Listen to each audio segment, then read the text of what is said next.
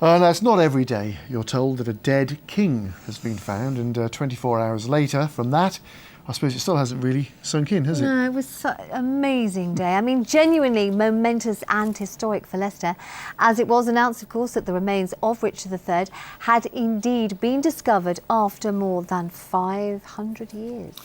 Well, to reflect on all of that, let's talk to our chief news reporter, Quentin Rayner, who, along with Anne, was there watching these events unfold. It was an extraordinary day from start to finish, wasn't it? It really was, and I think everybody's still a bit stunned, actually. And if you listen to BBC Radio Leicester, as I have been today and yesterday, everybody's still trying to get over it. They're still absolutely shocked. And people have asked me what it was like, and I would sum it up by saying it's the best ever history lesson that I have sat through. It was absolutely... the most interesting. It was absolutely riveting, and everybody listened to it in absolute silence. And to be given the chance to see the skeleton afterwards, the real skeleton, was a genuine privilege as well. The news conference, as you saw, was packed with journalists from all over the world.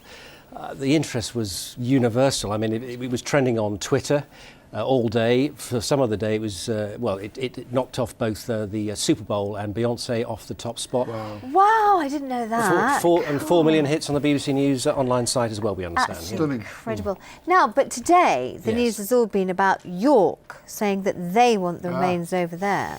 Well, I mean, they're after Yorkshire's after Robin Hood, now they're after Richard III. It is outrageous, isn't it? Yes, the son of York is stirring things up again, 527 years after he died. Just the day after he was discovered, now the city of York is claiming that he is theirs.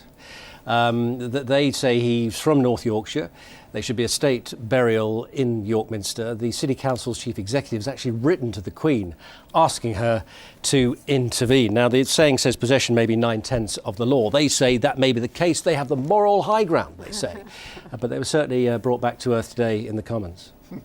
The decision for what to do now with the remains of Richard is the university's decision, and that they have handed over the remains to Leicester Cathedral, and he will indeed be buried at Leicester Cathedral. Well, Mr. Speaker, can I think, on behalf of the whole House, congratulate all of those who've been involved. It is a historic occasion. It is an extraordinary piece of history, and I very much hope that everyone will come together and have a proper service to mark the occasion and for a formal interment in the cathedral. In Leicester? Yes. So that's told them. Definitely. More exciting revelations today. Yes, so we've seen more of that extraordinary face reconstruction that you may have seen on that documentary last night. The model was unveiled in London this morning by the Richard III Society. The three-dimensional plastic model was created after layers of muscle and skin were added by computer to a scan of the skull by a craniofacial expert. Now, the 32-year-old is seen to have a slightly arched nose and prominent chin, and Philippa Langley from the Richard III Society says he looks very, very handsome indeed. Other news today, also today we got a sneak preview of a new exhibition which opens this week at the Guildhall in Leicester. It aims to answer everyone's questions about Richard III's life, his connection with the city, how he was found and identified. And it's just the start of a concerted campaign to capitalise on the tourism potential. Well, let's hope. Federation of Small Businesses are due to come to us next month, so over 800 people come into the city, and we'll obviously be, you can be assured that we will be promoting the whole Richard III story to those delegates as well. And before I go, a bit of stage news. We have heard that both the Nottingham Playhouse and the Leicester Curve are putting on productions of Richard III later this year. So we'll be there. We shall be there. Capitalise on the king. Thank you.